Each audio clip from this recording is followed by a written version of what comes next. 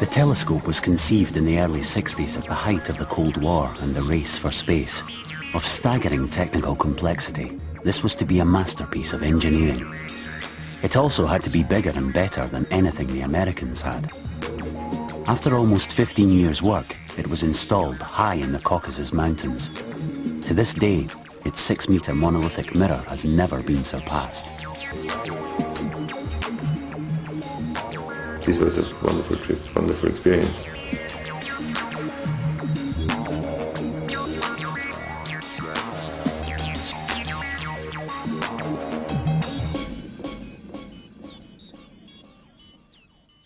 You know, I know the three guys from the very beginning, and I liked them personally. I liked their enthusiasm and their engagement in that story. In a way, they were also kind of young entrepreneurs taking a risk. И мы постепенно заходили в тупик, хотя очень было обидно. Они попробовали сначала один ресурс политический, привезли ко мне посла Австрии. Мы с ним поговорили, наверное, друг другу понравились, но ситуация продолжалась достаточно так же тяжело. So we went there, ties, suits, and with the official representative of the Austrian state in St Petersburg, the ambassador, and some delegates from Vienna. Очень толковые ребята, кстати. Они взяли, значит, нескольких депутатов из австрийского парламента, еще кого-то, ну, в общем, такая собрали солидную делегацию, приехали в Петербург, но уже пошли не ко мне, а пошли к Владимиру Владимировичу Путину. When we went there, they said to us, "Oh, we are very sorry, but we will meet with the deputy mayor of St. Petersburg. He's also responsible for all the commercial, economical issues." So, Mr. Vladimir Putin was the guy. И вот звонит мне на столе рабочем телефоне, мне говорят, что сейчас с вами будет говорить первый вице-губернатор Владимир Владимирович Путин. Я говорю, хорошо. Он мне говорит, Илья Ильич, я говорю, здравствуйте, Владимир, здравствуйте. Что там у вас за проблемы с ломографами? Я говорю, ну, проблема чисто экономическая на самом деле. Но вот они просят, чтобы я провел встречу у себя в кабинете, видимо, чтобы использовать это как последний аргумент. Я говорю, Владимир Ильич, я готов, нет проблем. They still think very much in delegations, which maybe was not only political but also aesthetic expression of communist time. You couldn't be alone, you were not important being alone. You need a delegation. So we were a serious delegation, and Mr. Klebanov and the people from the Lomo factory arranged a serious delegation to welcome us. And so we were sitting on a very long table with like 25 people to negotiate about I think in terms of this huge factory, about a very unimportant contract. I think we spoke about 1 hour, and Putin let's translate all the things we were said from German to Russia. But I think after half a year after we heard that he's able to speak German. Mr. Putin was very interested in the camera, and I think he really got the point. He understood what that camera meant for the Lomo factory and even for St. Petersburg. So we declared him to be a lomographer. He got a camera, and I don't know, maybe he doesn't know anymore that he's a lomographer. Mr. Putin, after the meeting, when he met Mr. Klebanov at the Congress, went to him and said, "Hey Klebanov, what's going on now with Lomographic Society? I like this idea so much. And I think it's cool for your factory, it's good for the city of St. Petersburg, so you should do the business with them." И, в общем, можно считать, что в некотором смысле Владимир Владимирович может стать крестным отцом ломографии, потому что, в общем, мы в его кабинете умялись. В общем, они в итоге признали, что, да, дешевле, чем она стоит производить, продавать нельзя. А я честно сказал, что мы на этой камере не хотим зарабатывать. Сегодня не хотим. Мы, конечно, будем работать дальше над снижением затрат, и там будем искать свою прибыль. И мы договорились. И вот с этого момента как бы из кабинета Владимира Владимировича пошла ломография.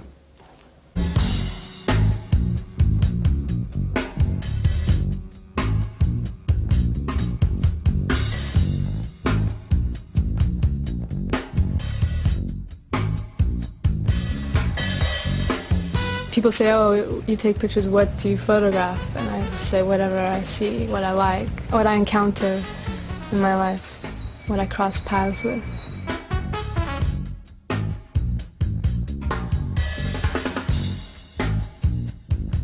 I went through a really kind of self-portrait phase, constantly taking pictures of myself, you know, at arm's length.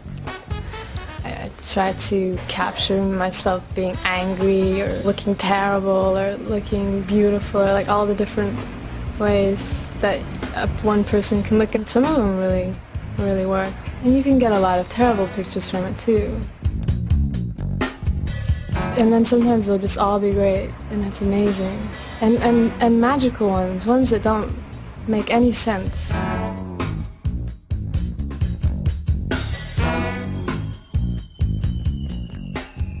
I do this thing sometimes where I have a flash. I'm in a low lit situation, and I press the button and the lens opens for a long period of time, and then I just fill it with the flash. And it was Christmas.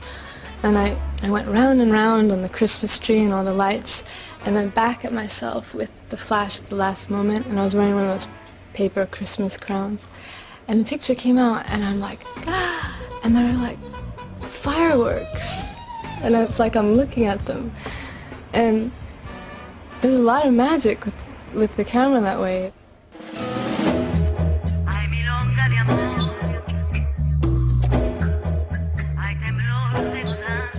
We did a project for a band called the Gotan Project, which is a tango band from Argentina. They live in Paris. We actually approached them and said, we would like to do your video. It was a fairly small budget, so we wouldn't earn a lot of money or any money on it, but we decided that we wanted to do that job in a kind of Lomo way. I don't think we could have made that video in the way we did without being Lomographers. There was a sort of mission aspect to doing it, which was that we just wanted to have visuals that we felt would go with the music. We walked around Paris trying to find a location that would allow us to create a kind of tango atmosphere. On the day when we started shooting, we still didn't really know what we were doing. We just wanted to create beautiful imagery, which we then did by using a kind of Lomo eye or a Lomo way of shooting things. And from a friend we had heard that at the Seine every evening in the summer tango dancers would meet and dance the tango.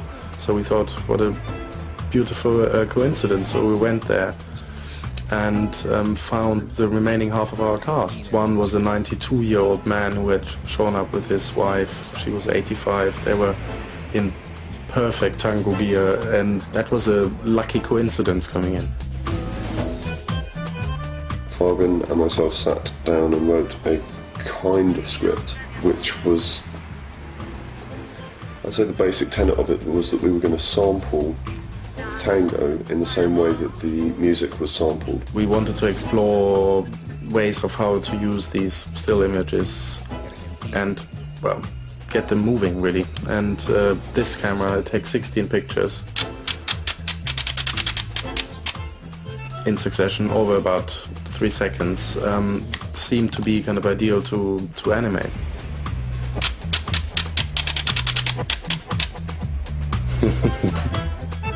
But then later we scanned all the images in and reanimated them on the computer, which created a kind of 1920s wonky looking image, which was a beautiful little effect.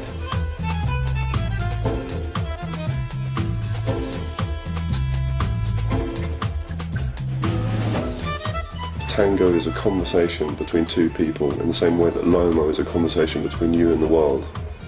Tango is a rigid set of steps that you learn, and there are definite ways to do tango, but good tango, sexy tango, great tango is about taking those steps and then improvising. We were kind of dancing with them.